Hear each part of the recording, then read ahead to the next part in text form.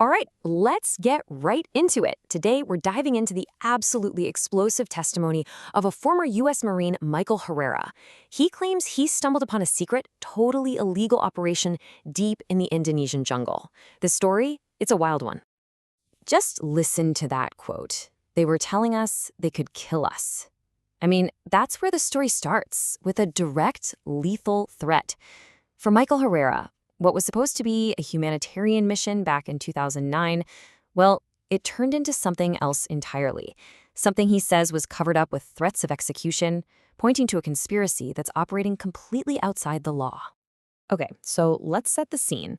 It's October 2009. You've got this 6-man Marine unit, and they're in Sumatra, Indonesia. They're there for disaster relief after a big earthquake. Their job? Pretty straightforward. Secure a landing zone so aid drops can come in.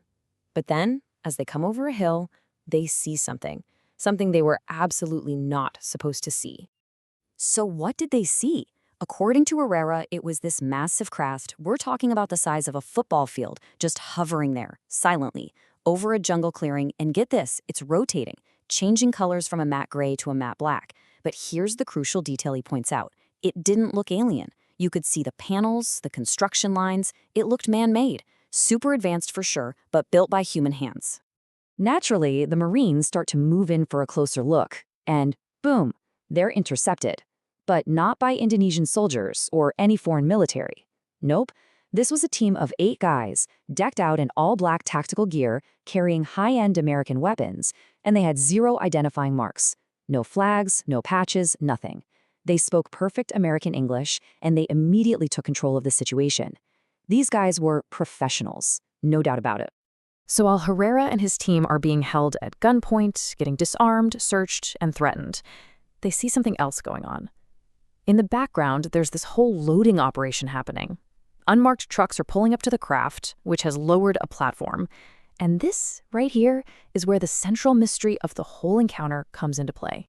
He described seeing 4 blacked-out trucks, kind of like big Ford F-350s. And they're hauling these large containers. Think shipping containers, but weirdly they had HVAC units on them, like they needed to be climate controlled.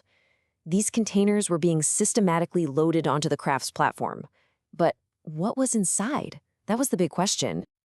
You can imagine what's going through Herrera's head, right? His first thought, his gut reaction, was that this had to be some kind of massive, illegal drug running up. It's the only thing that made sense. But years later, a completely different story emerged from another whistleblower, someone who claimed to be involved in these exact kinds of programs. And their explanation was way, way more disturbing. The cargo wasn't drugs, it was people. So what was this about? According to this other source, the people were being trafficked for something called the P3 program. P3 stands for psionic predisposition potential. Yeah, it's a mouthful. The basic idea is that this secret program goes into disaster zones, finds people who might have psychic potential, and then, well, forcibly recruits them for black projects. We're talking about an allegation of human trafficking, plain and simple, all hidden behind a veil of national security. And then, just like that, it was over. The platform pulls back up into the craft, the ship rises above the trees, and then just zips away, shoots off toward the ocean at an impossible speed. Herrera says it was thousands of miles per hour, instantly, but with no sonic boom, not even a rustle in the trees. And the second it was gone, the cover-up machine allegedly kicked into high gear. And the way they did it was chillingly methodical. First, the evidence. Back on the ship, Herrera goes to his locker, his locked locker, and his camera is gone. He'd taken photos and video of the whole thing. They didn't just take the camera. They took the memory card and the battery too, clean sweep. Then came the threats. About a month later, the whole team is pulled into a room with an Air Force officer, a lieutenant colonel with no name tag. They're forced to sign a top-secret security oath and are told, in no uncertain terms, that if they ever breathe a word of what they saw, it's treason. They'd be imprisoned or executed. And for 14 long years, that threat worked. The whole team stayed silent. Can you blame them? But then, in 2023, things changed. With new whistleblower protections in place, Michael Herrera decided enough was enough. It was time to talk. And he didn't just go to the media. He went straight to Washington, D.C.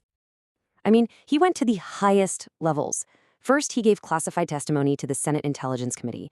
And then, on the very same day, he told the exact same story to AARO. Now, AARO is the Pentagon's official office for investigating these kinds of things, the All-domain Anomaly Resolution Office. It's literally their job to get to the bottom of stories just like this. Okay, now this is where the story takes a major turn. Because Herrera alleges that when AARO, the official investigation body, went and briefed Congress on his testimony, they changed it. They fundamentally distorted the two most important facts. Remember how he said the craft looked man-made? AARO allegedly told Congress it was an extraterrestrial spacecraft, and those unidentified American operators? AARO supposedly told lawmakers they were U.S. Special Forces. Two totally different stories. And this is the bombshell accusation at the heart of his testimony. Herrera is claiming that the very office set up to find the truth is actually part of the cover-up. He's saying that by misrepresenting what he told them, AARO committed a crime. Why?